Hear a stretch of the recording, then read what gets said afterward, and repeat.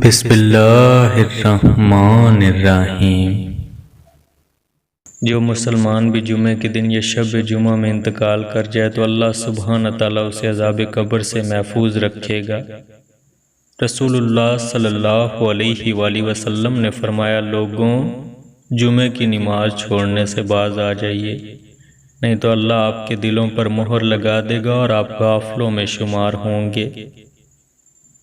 وفات کے بعد ماں باپ کا حق یہی ہے کہ ہر جمعے ان کی قبر کی زیارت کے لیے جانا، یاسین سورت کی تلاوت کرنا اور راہ میں جب کبھی ان کی قبر آئے بے سلام و فاتحہ نہ گزرنا۔